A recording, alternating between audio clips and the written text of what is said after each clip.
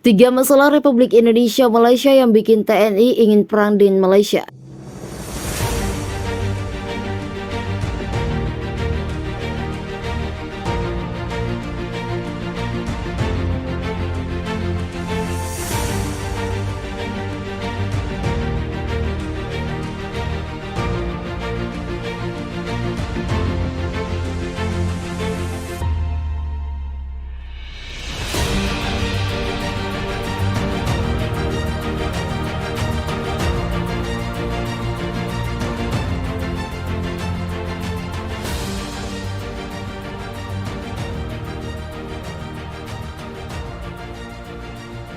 Direktur Topografi Angkatan Darat Brigjen Asep Edi Rosidin mengingatkan pemerintah Indonesia dan Malaysia agar tidak berlarut-larut dalam menyelesaikan negosiasi batas negara. Peringatan ia berikan karena negosiasi yang tidak segera diselesaikan bisa memicu masalah. Perkiraannya ada 3 masalah yang bisa muncul dari negosiasi yang tidak kunjung kelar tersebut. Pertama, konfrontasi antara Indonesia dan Malaysia. Kepastian hukum batas negara juga tidak ada ujung-ujungnya. Kalau nanti intensitas ketegangan semakin meningkat, tidak menutup kemungkinan akan terjadi yang lebih parah lagi. Seperti yang dulu konfrontasi dan lain-lain, terjadinya perang antara negara bertetangga, kata Asep saat konfrontasi pers di kawasan Menteng, Jakarta Pusat, Sabtu kemarin.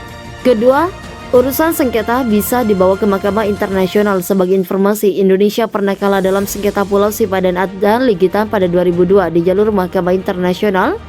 Pulau Sipadan dan Legitan menjadi bagian dari wilayah kedaulatan Kerajaan Malaysia. Kalau tidak selesai, penyelesaian akan dibawa ke Mahkamah Internasional, di mana kalau di situ keputusan bukan di tangan kita tapi di tangan mereka. Itu tidak bagus, katanya.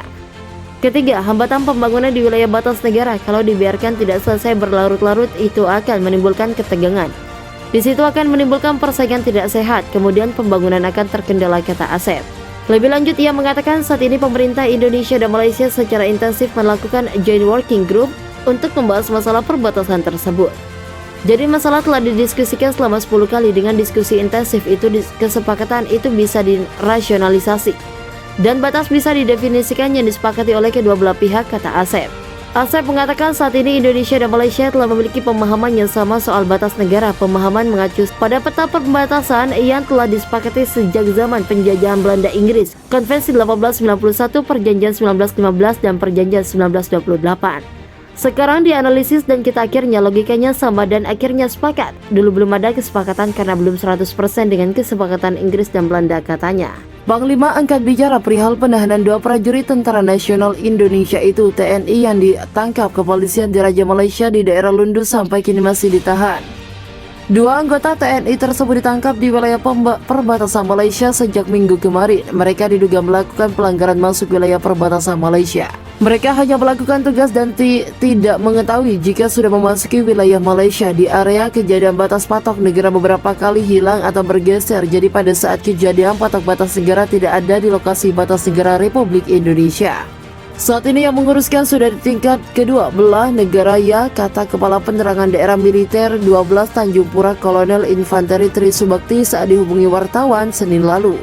Ia mengatakan markas besar TNI saat ini sudah melaporkan kejadian tersebut kepada Kementerian Luar Negeri. Menurutnya sejumlah staf konsulat Jenderal Republik Indonesia dan International Liaison Officer atau perwira penghubung internasional di sana sedang melakukan diplomasi agar kedua prajurit TNI itu bebas.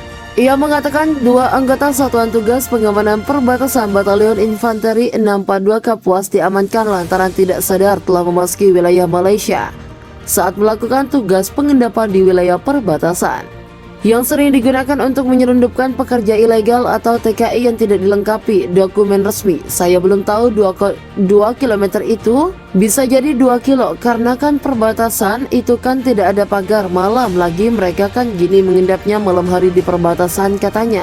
Menurutnya hingga hari ini belum ada tuduhan selain melanggar wilayah perbatasan. 2 anggota TNI yang diamankan tersebut adalah Kopral 2 M. Rizal dan prajurit Kepala Arianto.